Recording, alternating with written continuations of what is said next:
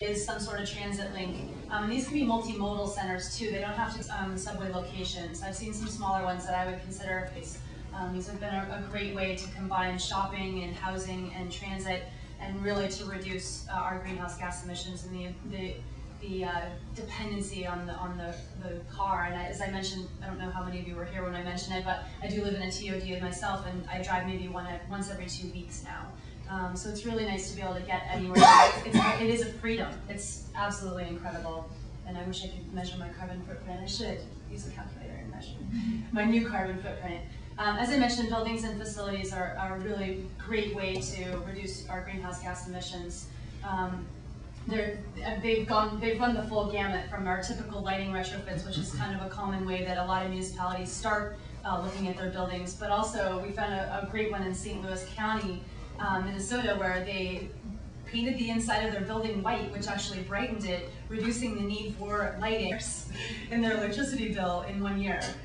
So very creative, but still a way that they can actually address some of the goals in their climate action plan. Another way is working with your utilities, and I'd like to actually do an inventory, it'd be nice, of the states in the New England area, or at least in the Northeast area in general, of these types of programs. But basically it's kind of like a revolving energy fund.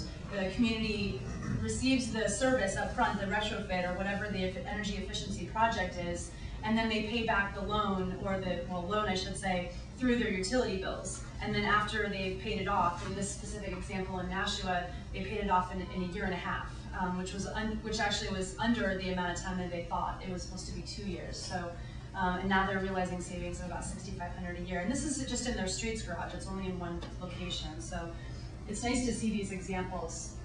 Energy efficiency, one way is to start with our ordinances, and again, this can relate directly to our buildings.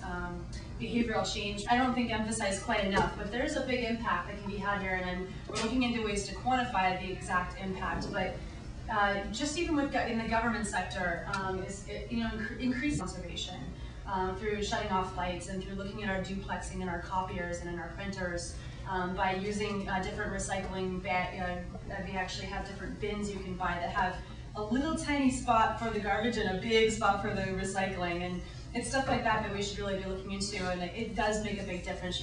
We had thought about putting a green thumb on things to remind people to do certain things, putting them on the light sensors, or at least on a light if you can't put a sensor on, to remind people to, and they're really small things, but we don't always think about them in our daily habits. So the specific planning project that I wanted to talk about was, this was with several of our members, again in Connecticut, Massachusetts, Vermont, and New Hampshire. We received funding from the Surdna Foundation to look at the I-91 corridor and how we can reduce greenhouse gas emissions from this corridor. And if people know the history, it's along the Connecticut River, which was, it has a history of being a transportation corridor way before there was an I-91. And so it has both a rich history and it has some unfortunate situations corridor right now. There isn't much as far as the commuter rail goes, and I wish I could name some of the numbers. I know that as far as where the commuter rail, I don't know if anyone knows the lines and how often they run, but I know they only go to Springfield right now. Hourly. Is it hourly? Okay. During peaks, it's hourly. Yeah, okay. So it doesn't run quite as frequent, and it does have a little bit of a loop through, is it not Bradley? Parker. Yeah, so it isn't as efficient as some people would hope.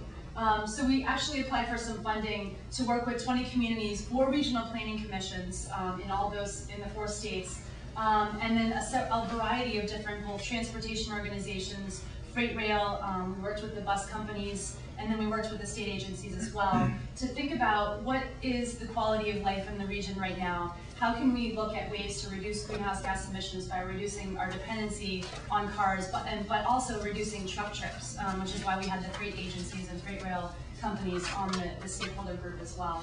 And our objective was, it started back in 2003, so it's been 2005, so it's been a several-year project here.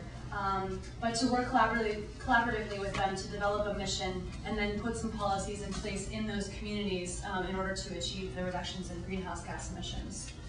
Our first phase was to develop, to understand better what the transportation-specific emissions were. So we did inventories actually in 5 communities along the area, along the corridor, to give us a good indicator of what the emissions were in that area. And then we developed action plans for them.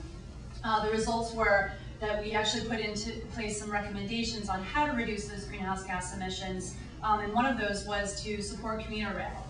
And support commuter rail extension, both the quantity and quality of the commuter rail all the way up to White River Junction in Vermont. And so the next phase of this project was to focus on how to do that. And there's actually a study underway now, partly because of this project, that the Pioneer Valley Regional Planning Commission is working on, that's looking at the entire corridor all the way up to Bellows Falls and the reality of the sustainability, the economics, and the social and environmental, basically the impacts from this if the corridor was going to be improved with commuter rail and extensions and the transit connections that would be necessary in order to bring that rail corridor together. So the results from this were they were multi-fold, I should say. But the vision that they've given Hartford-Springfield commuter rail, as I mentioned, increased service along the current Amtrak Vermonter route, continuance and the growth of freight rail, because we've actually been able to, through this project, measure what the rate, if we did increase freight rail along the corridor, how the greenhouse gas emissions would be reduced from taking trucks off the road. And then expansion of any rail projects throughout the region, and that's not just north and south, but also east and west, between Boston and Albany. And there were quite a few results from this project, and all of this is on our website. So the resources that we were able to develop from this were 4 case studies of communities both in Connecticut and in Massachusetts, of projects that were transportation related. So we had a bike-friendly one, bike and pedestrian-friendly case study. We also had one on transit-oriented development, and a couple others of communities that had implemented these types of planning projects, transportation planning projects successfully, and how their greenhouse gas emissions were reduced from these projects.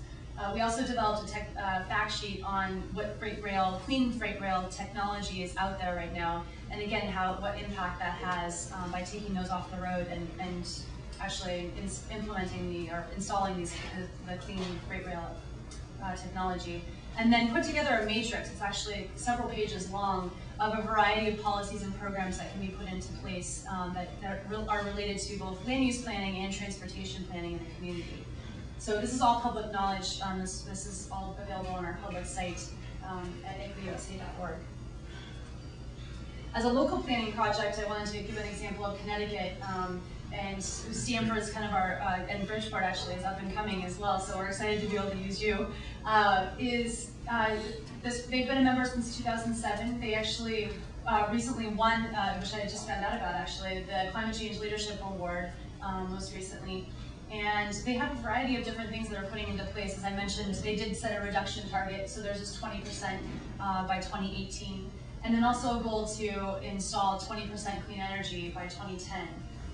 They're also a participant in one of our projects. As I mentioned, we involve a lot of our members in specific projects throughout the United States, and this one was focused on the implementation part of the milestone process, the 4th milestone. And we helped them develop guides, 10 communities throughout the New England area.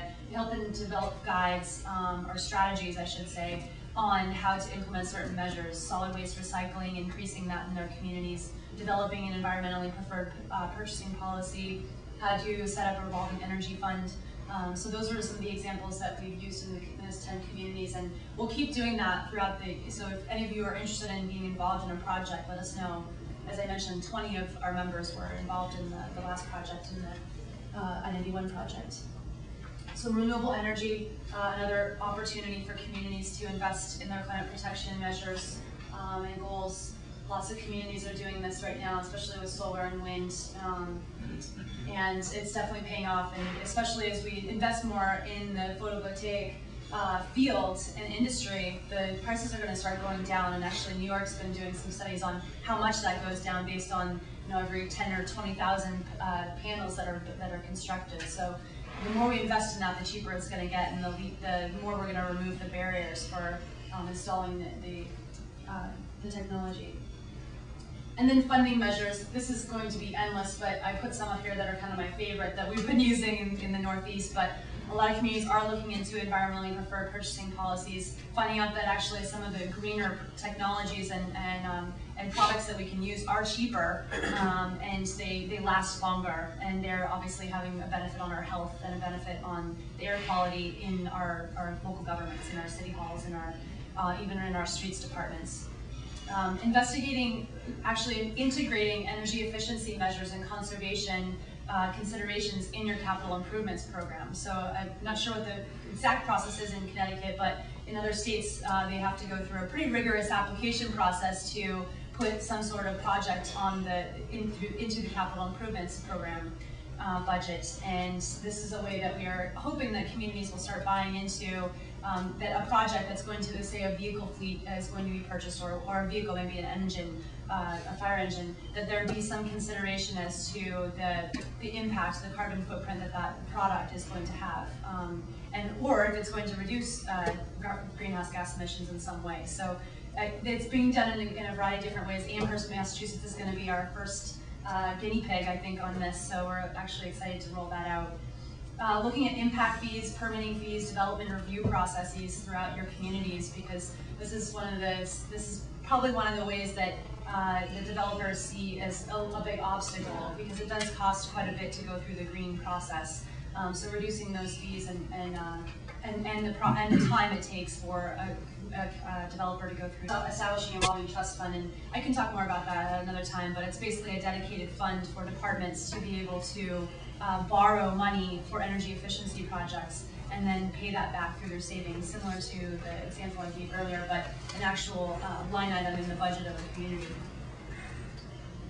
Some planning tools that we've been working on. There's a land use and transportation toolkit on our website. It actually has a calculator for you to be able to measure certain land uses and the impact they may have on greenhouse gas emissions. So we've done, actually that was a couple of years ago, but it is a pretty handy calculator, especially for planners to assess projects. Smart growth, there's actually a smart transportation tools toolkit on our website, and then two that are up and coming. One is a sustainability toolkit that will be developed next year, similar to the Plan YC, if anyone's heard about that process. We're actually going to be using that model, but applying it to smaller communities, because right now that's a very onerous project. It was